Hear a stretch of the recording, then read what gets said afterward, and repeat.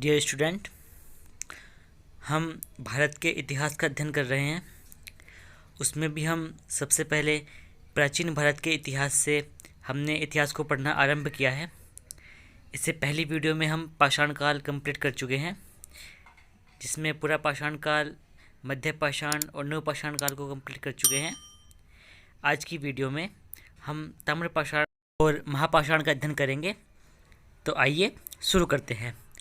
ताम्र पाषाण युग में पाषाण के साथ साथ धातु का उपयोग भी किया गया। सर्वप्रथम प्रयुक्त होने वाली धातु तांबा थी। ताम्र पाषाण काल मुख्यतः हड़प्पा पूर्व आया था, लेकिन देश के कई हिस्सों में यह कांस्य हड़प्पा संस्कृति के अंत के बाद भी दिखाई देता है। इसका मतलब यह है स्टूडेंट कि ताम्र पाषाण काल भारतीय इतिहास के उस काल से संबद्ध है जब उसके कुछ घटनाक्रम एवं कुछ कालक्रम तो हड़प्पा संस्कृति से पहले दिखाई देते हैं, कुछ स्थल हड़प्पा संस्कृति के साथ साथ दिखाई देते हैं और कुछ स्थल ऐसे भी हैं कि जब हड़प्पा संस्कृति पूरी तरह से नष्ट हो चुकी थी उसके पश्चात भी ताम्र पाषाण काल के कुछ स्थल दिखाई दिए। तो आइए स्टूडेंट्स, अब हम ताम्र पाषाण युग की विशेषताओं को देखते हैं। सबसे पहली विशेषता है कृषि और पशुपालन।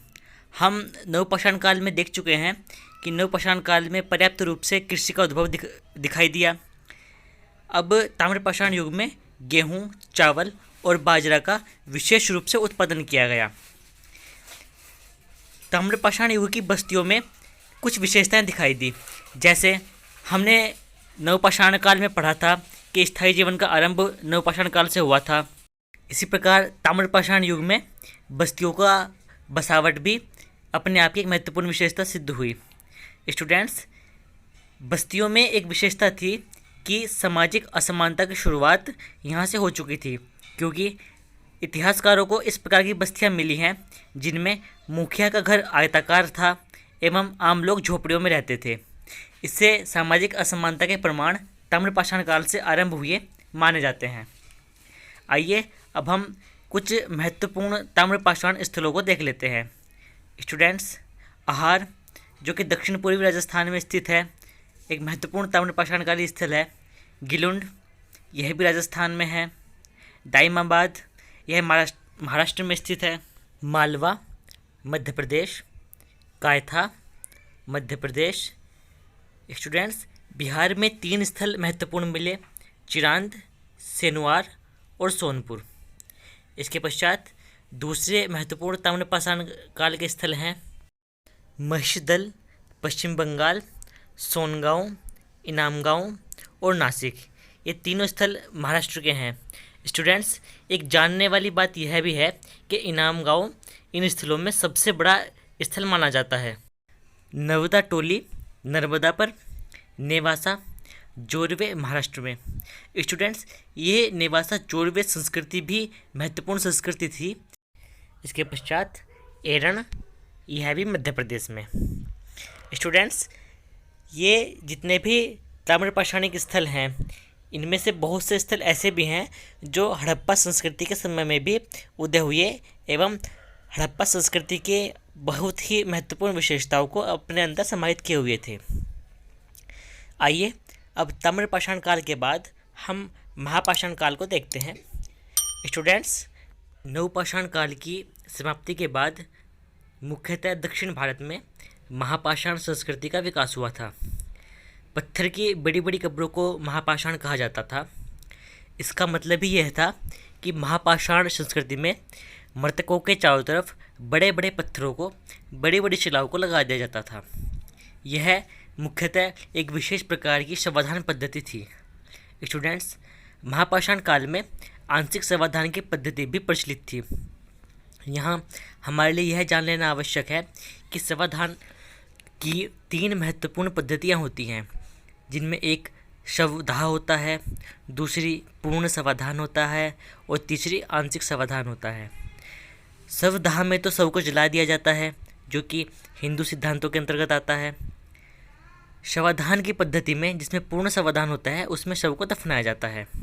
स्टूडेंट्स, आंशिक शवाधान के अंतर्गत शव को खुले में जंगली जानवरों को खाने के लिए छोड़ दिया जाता है, जिसमें कुछ पक्षी उसे नोचते हैं और कुछ जानवर उसे खाते हैं। शेष बची हुई हड्डियों को कहीं ले जाकर या तो डाल दिया जाता है अथवा दफना दिया जाता है। इस पद्धति को आंशिक समाधान कहा जाता है। इससे तात्पर्य ये होता है कि मरने वाले व्यक्ति को जो शरीर है वह प्रकृति के काम आए, इसलिए आंशिक समाधान की पद्धति काम में लाई जाती है। महापाषाण काल के पश्चात आज तक भी पारसी समुदाय इसी प्रकार से आंशिक समाधान करता आ रहा है। स्टूडेंट्स, महापाषाण काल के लोग सामान्य तौर पर पहाड़ों के ढलान पर रहते थे। इसके प्रमाण हमें दक्कन से तो मिले ही हैं, उसके साथ में उत्तर पूर्वी भारत और कश्मीर में भी मिले हैं। पहाड़ के ढलान पर रहने के साथ साथ इनकी कुछ अन्यत्र विशेषताएं भी थी। जैसे महापाषाण कालीन लोगों के प्रमुख समाधान केंद्र ब्रह्मगिरी, आदिचन्नुलूर, मास्की, चिंगलपत्तू, नागार्जुनकोंडा इत्यादि थे। स्टूडेंट्स, अब मैं आप लोगों के सामने एक इमेज दिखा रहा हूँ। देखिए, ऐसे बड़े बड़े पत्थर ये लोग अपनी कब्रों के चारों तरफ लगा दिया करते थे। इसी कारण इसका नाम महापाषाण पड़ा, क्योंकि महापाषाण से तात्पर्य ही बड़े बड़े पत्थरों से है। इस प्रकार के पत्थर इस संस्कृति को एक विशिष्टता प्रदान करते थे। आइए अब हम महापाषाण काल का समय देखते हैं। महापाषाण काल का निर्धारण 1000 ईसा पूर्व से लेकर प्रथम शताब्दी ईसा पूर्व तक किया गया है। इसलिए ये जानने वाला तथ्य है कि महापाषाण काल भारतीय इतिहास का एक ऐसा कालखंड रहा है कि जो हड़प्पा पूर्व भी काफ़ी कुछ मिला, हड़प्पा के समय भी मिला, और जब भारत में वैदिक संस्कृति फल फूल रही थी एवं वैदिक काल अपने चरम पर था, तब भी ऐसे बहुत से स्थल थे जो महापाषाण काल के अंतर्गत आते थे।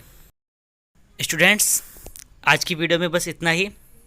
इतिहास की हम इसी प्रकार दूसरी महत्वपूर्ण वीडियोस आप लोगों के लिए लाते रहेंगे। अगर वीडियो अच्छी लगी हो तो प्लीज़ लाइक, शेयर और सब्सक्राइब कीजिए। Thank you.